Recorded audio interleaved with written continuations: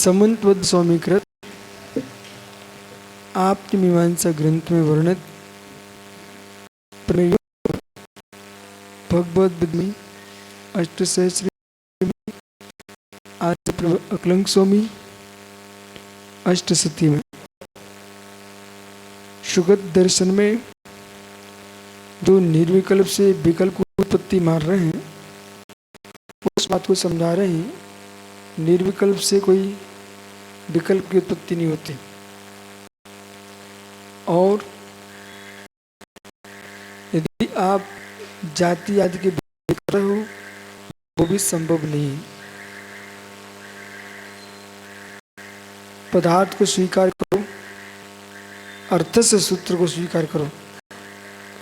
Earth's को स्वीकार करोगे तो आपके सकल्प निर्विकल्प बन जाएंगे। कैसे बन जाएंगे? ऐसे बनेंगे दर्शन या अग्रह धारणा। दर्शन को जब निर्विकल्प बनाएंगे, ज्ञान को सविकल्प बनाएंगे और बनेंगे किस पर? अर्थ पर। ये दोनों ग्रहण कर रहे हैं अर्थ को, अर्थ ग्राह्यता स्वीकार करो। इसलिए स्वपुराद व्यवसायकम ज्ञानम प्रमाणम सोन्मुक्त्या मुक्त्या भाषणम स्वस्व्यासम विभार। ठीक है। फिर नीचे सूत्र लिखा है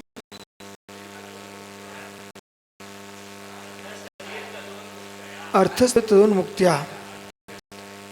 अब स्वमुक्त्या अर्थ विषय, तो शुभ विषय अर्थ विषय दो सूत्र दे दिए। तो स्वविषय अर्थ विषय स्वपुरार्थ हो गया। स्वविषय अर्थ विषय जब ज्ञान है तो स्वविषय कर संवेदन कर रहा है। कोई ये ना कह बैठता कि अर्थ को ही जानते हैं, बहिर्ज्ञेय नहीं होंगे तो ज्ञान का विषय नहीं बनेगा। कितना सोचना पड़ता है। कोई ये ना सोच बैठे कि ज्ञाता अर्थ जानता है अर्थ से, तो अर्थ से सूत्र का अर्थ करते समय आपको 3 जगह अर्थ का प्रयोग करना चाहिए। अचेतन अर्थ, चेतन अर्थ और सुचेतन अर्थ। विवाह करो तो आपको ध्यान रखना पड़ेगा। अचेतन अर्थ, चेतन अर्थ और सुचेतन अर्थ, ये ध्यान रखना पड़ेगा अर्थस्य। तो अर्थस्य का मतलब मात्र बाह्य अर्थ ही नहीं है, अर्थ नहीं पदार्थ। तो पदार्थ में बाह्य पदार्थ भी है और जड़ पदार्थ भी है, चेतन पदार्थ भी है और मैं स्वयं पदार्थ हूं। तो व्यवसाय भी हो गया और पर व्यवसाय भी हो गया अर्थ सूत्र से। अर्थ सूत्र से सुव्यवसाय भी हो गया पर व्यवसाय हो गया और जीवम जीवम दब्बम तो सभी आ गया।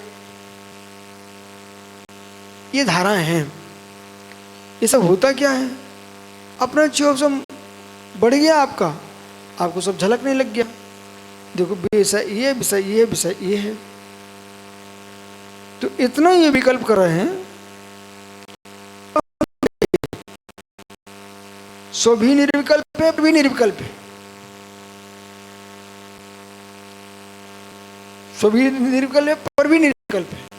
ज्ञान अपेक्षा कि ज्ञान अपेक्षा दर्शन। कोई भी पदार्थ जानोगे तो ज्ञान के पहले दर्शन होगा। चक्षु दर्शन अवधि दर्शन पर होता नहीं है, केवल दर्शन। सुनो ना भाई,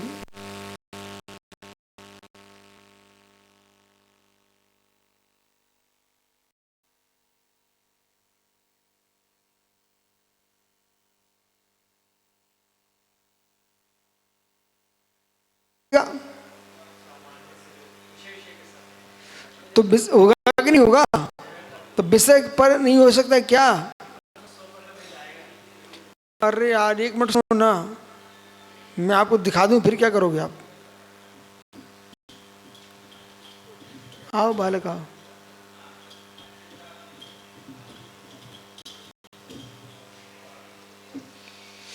चलिए मैं दिखा रहा हूं आपको, स्पष्ट दिखा रहा हूं। आपके क्या सोचा, स्व आएगा कि पर आएगा?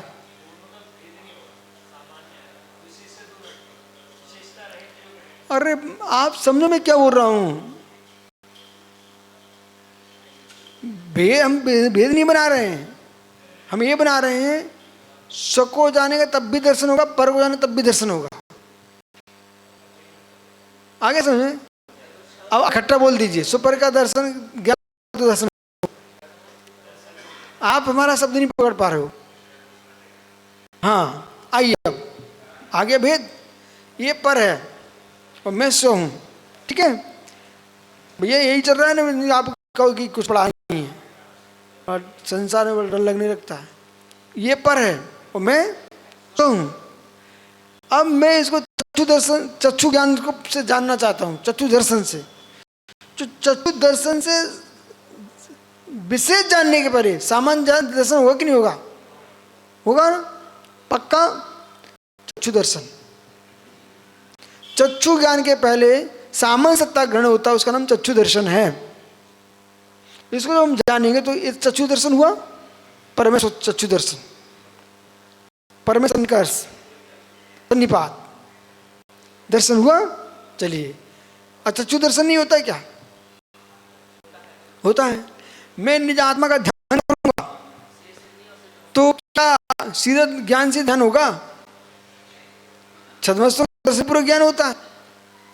तो मैं अपनी आत्मा का अवलोकन करूंगा, महासत्ता का अवलोकन होगा कि नहीं होगा ध्यान में? चक्षु दर्शन, मन में दर्शन होगा कि नहीं होगा? तो मन में कौन दर्शन होता है? अचक्षु दर्शन। बहुत बढ़िया। अचक्षु दर्शन से हम निजात्मा को बेचते हैं और चक्षु दर्शन से को देखते हैं। ज्ञान के पहले महासत्ता का अवलोकन, ये आपको समझना पड़ेगा। दर्शन सामान्य मत ग्रहण कीजिए, दर्शन के 4 भेद कीजिए आप तो, और चारों भेदों की परिभाषा बनाइए।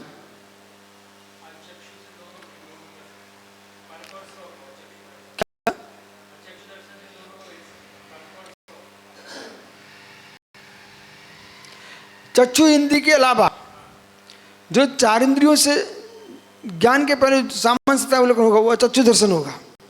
उसमें मन भी ग्रहण करना, ठीक है। मन अनिंद्रिय है, उसको भी ज्ञान होगा तो चक्षु दर्शन पूर्वक ही होगा।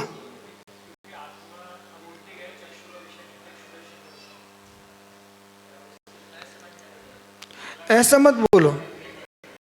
क्या? जो मन है ना अनिंद्रिय है, नो इंद्रिय है। क्या नाम इसका? अनिंद्रिय अथवा नो इंद्रिय मन का नाम है, ठीक है। अतीन्द्रिय नहीं है, अनिंद्रिय नो इंद्रिय। जो अवधि मना पर गया वो अतीन्द्रिय ज्ञान है, नो ज्ञान नहीं है, अतीन्द्रिय ज्ञान है। केवल ज्ञान इंद्रिय ज्ञान नहीं है, नो इंद्रिय ज्ञान नहीं है, अतीन्द्रिय ज्ञान है। देखो हमने बहुत खड़ा दिया है, अब आगे चलो।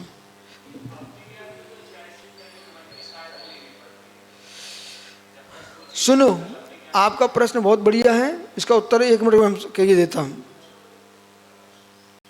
सहायता लेने से वह नहीं हो जाता। मैं बोल रहा हूं राजवार्तिक से, सहायता लेने से वो नहीं हो जाता। मतलब समझाइए, मतलब समझा रहा हूं। निमित्त के होने से उपादान नहीं बन जाता। चौकी बेलन की सहायता से रोटी, चौकी बेलन की सहायता से रोटी बनती है, पर चौकी बेलन रोटी नहीं बन जाता। ऐसे ही जब तुम अवधि ज्ञान को लगाना चाहते हो, इसके वजह श्रुति ज्ञान मति ज्ञान ही रहता है। उसको तब मुझे अवधि ज्ञान लगाना है ऐसा सोचोगे तुम, जब लगाने बैठोगे तब उसको समाप्त हो जाएगा, वो अवधि ज्ञान रहेगा। इसी प्रकार से यदि ये भंग आप नहीं बनाएंगे तो मति ज्ञान श्रुति ज्ञान एक हो जाएगा। क्यों हो जाएगा? क्योंकि मति ज्ञान पूरा ही श्रुति ज्ञान होता है, पूरे पहले श्रुतम मति पूर्वम द्वादश भेद, श्रुत ज्ञान मति ज्ञान पूर्वक दो अनेक दो द्वादश भेद हैं। अब प्रश्न वहाँ किया तो आप फिर दो ज्ञान को बोलते ही बोलो ना, वो मति ज्ञान होता तो मति ज्ञान ही वो। तो वहाँ उन्होंने कहा अकलंक स्वामी ने, निमित्त है निमित्त, निमित्त को निमित्त रहने दीजिए, उसका 600 अलग है, इसका 600 अलग है, उस पूरक हो रहा है न क्या है।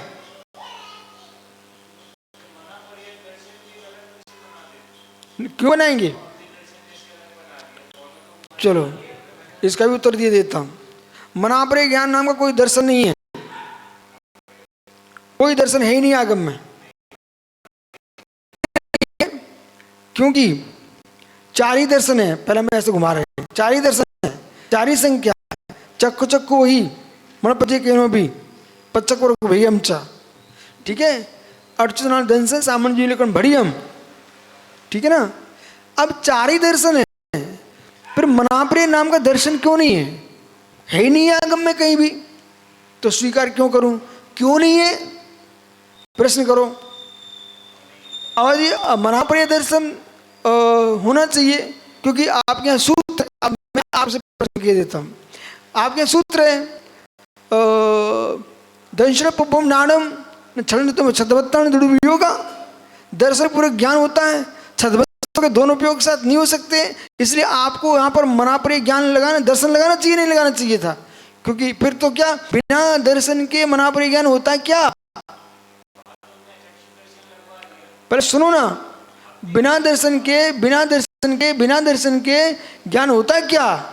तब आपको द्रव्य संग्रह में 40 नंबर की गाथा में पढ़ना चाहिए।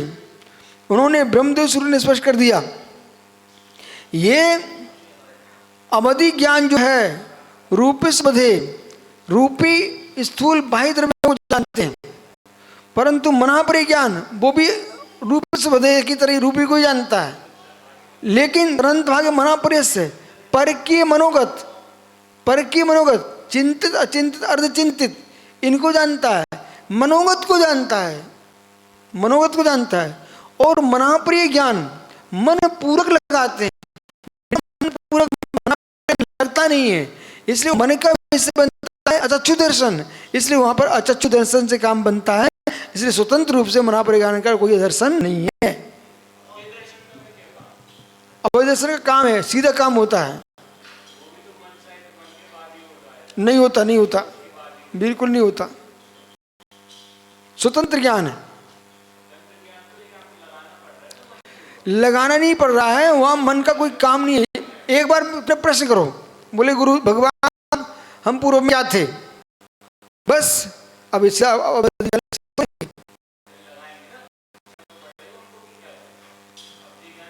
सोचना स्वतः ज्ञान का विषय। अरे भाई समझ तू यार, कोई भी बोलने लगता भाई, यह बना रहे उसमें, तुम यह लगा रहे हो ना, अवधि ज्ञान में यह मति ज्ञान का विषय यह, आप समझो भाई, आप विकल्पों मत जाओ, पहले 2 टूक बात करना सीखो। पहले चिंतन तो अपन पढ़ा करते रहेंगे, चिंतन पहले आगम पर चिंतन करते। आगम बोलो क्या पहले देखो भाई, मति ज्ञान का विषय यह इच्छा, न कि अवधि ज्ञान का विषय इच्छा, ठीक है ना। अब तुम अवधि ज्ञानी हो, मैं आया हूं बहुत स्वामी वस्तु, आपने हमको आशीर्वाद दिया श्रुत ज्ञान से, ठीक है।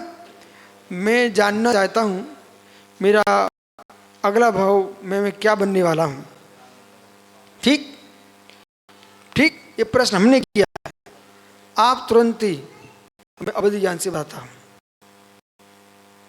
अब आपको यहाँ क्या लग रहा है कि मन से प्रयोग करके अवधि ज्ञान लगाइए, मन से उन्होंने सुन लिया, तुम्हारा सुन लिया, अब ये कहिए अब मैं अपना अवधि ज्ञान लगाता हूँ, यहाँ पे छोड़ देंगे, अब ये विषय ही समाप्त। अब कथन जब करेंगे मन का काम ही समाप्त हो गया, मन लगा ही नहीं वहाँ पर, मन से सुन लिया, अब मन से हम बोल रहे हैं भाई अवधि ज्ञान से लगाइए। तो अवधि ज्ञान से लगाएंगे तो वहाँ मन का कार्यक्रम समाप्त हो जाएगा, इंद्रिय कार्यक्रम समाप्त हो जाएगा, सीधे आत्मा से काम प्रारंभ होगा। इसलिए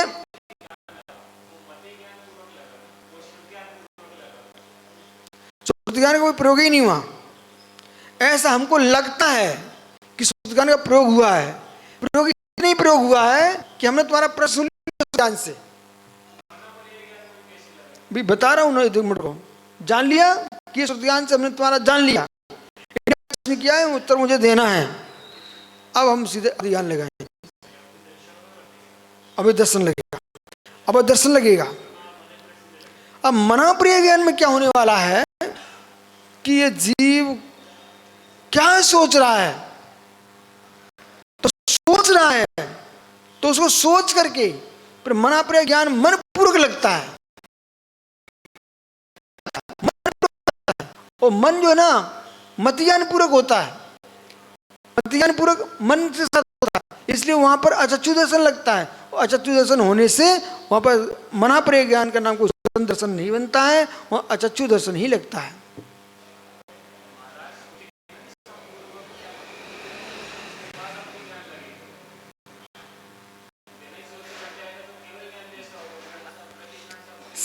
सोच लें दो, सुचा दो, कोई बात नहीं, नहीं आ गए ना, अवधि दर्शन होगा वहां।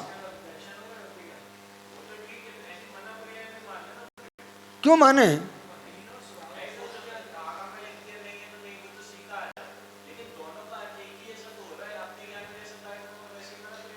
नहीं हो रहा मन। यदि आप ऐसा कर दो तो दोनों स्वामी एक हो जाएंगे। तो अलग है तो भेद भी अलग है, तो उसके लिए अलग से स्वतंत्र अधिकार भी है। अपन को समझ में नहीं आया विषय अलग है, लेकिन वो स्वतंत्र है।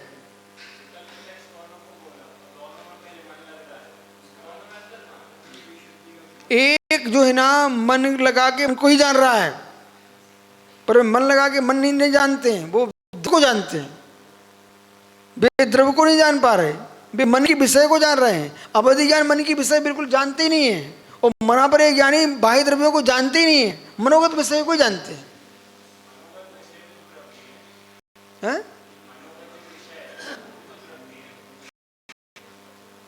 मनोगत विषय को जाना, कितना अंतर चल रहा है। अरे अनंत भाग तो छोड़ो, तदंत मनोगत मन के अंदर जो विकल्प है उनको जान रहा है, और वो सामने ये पेंसिल है, ये अवधि ज्ञानी बता पाएंगे, मना पर ज्ञानी पेंसिल को पेंसिल नहीं बता पाएंगे। ये बड़ा रहस्य है। मना पर ज्ञानी पेंसिल को पेंसिल नहीं बता पाएंगे। बेटा पेंसिल के बारे में क्या सोच रहे हो, तुम्हारे सोच को बता देंगे। अरे यही डिफरेंस, बहुत डिफरेंस है। अवधि ज्ञानी का स्वामी कौन है? चारों गतियों के देव जीव हैं। मना पर ज्ञानी स्वामी मात्र मनुष्य मुनि महाराज ही होते हैं, रिद्धि संपन्न, वो भी बहुत अंतर है। सोम विशुद्ध, सोम विशुद्ध, सोम विशुद्ध जो विशेष रूप से सौमित्र की दृष्टि से विशुद्धि के पेक्षा क्षेत्र के पेक्षा दोनों में भेद है। ठीक है, तो विशेष स्वामी विशुद्धि स्वामी सभ्यो अवधि मना प्रियो, तो दोनों विशेषता है। ठीक है, अब अपन चलते